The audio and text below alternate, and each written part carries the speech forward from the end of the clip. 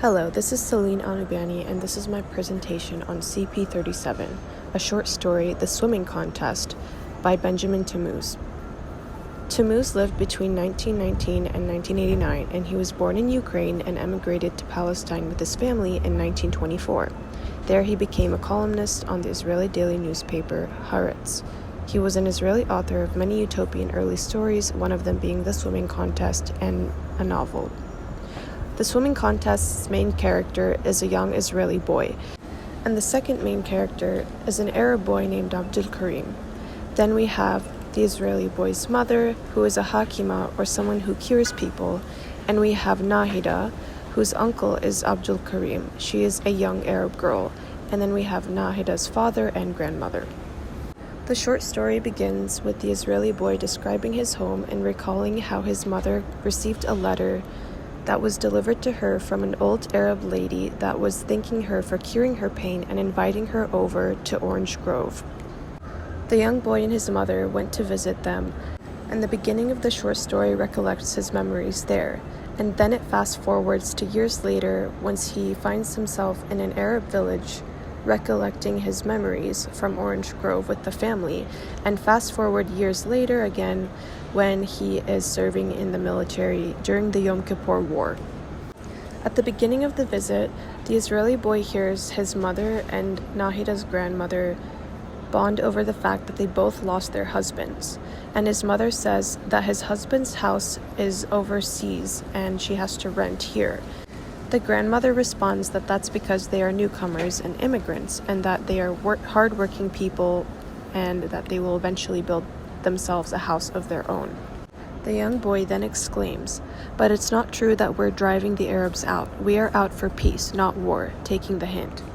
It is important to note here that the author is using a young boy to say this, as he is unaware of the political agenda of leaders in his community.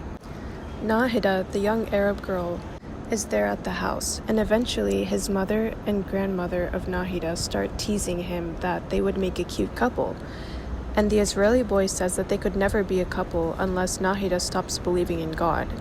Here, them being a couple is a metaphor for both sides of the conflict to come to a solution. Also, Nahida's belief in God is a metaphor for the belief that Palestine will be free. Later on, Nahida's uncle Abdul Karim, an 18-year-old Arab boy, and her father come home. They agree together that the next morning they should have a swimming contest, and when they do, Abdul Karim beats the Israeli boy by a long shot. The Israeli boy says, "You beat me in the pool, but I'll take you on at anything else if you want."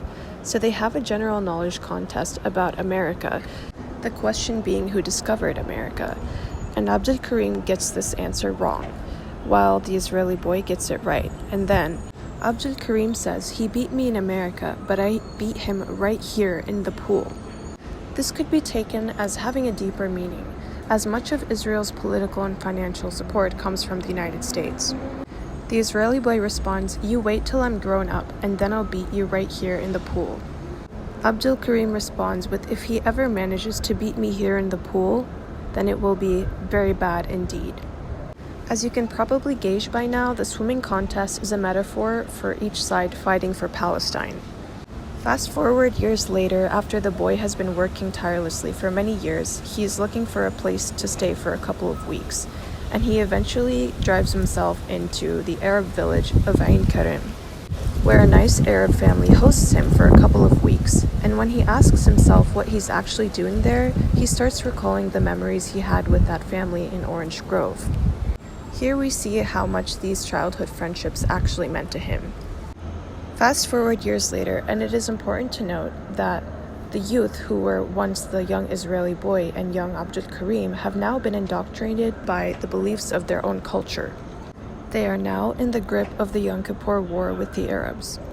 And the young Israeli boy is now serving in a company that was lined up to storm Tel Arish, a stronghold for the Arabs in Jaffa Dunes east of the city.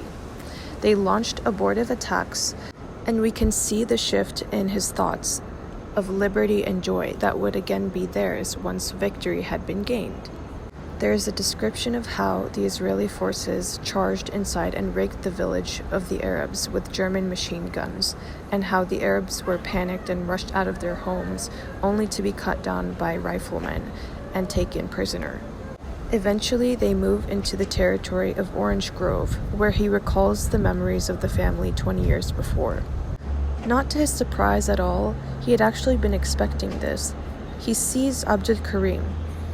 When he stops to talk to him, the officers he is with are very surprised.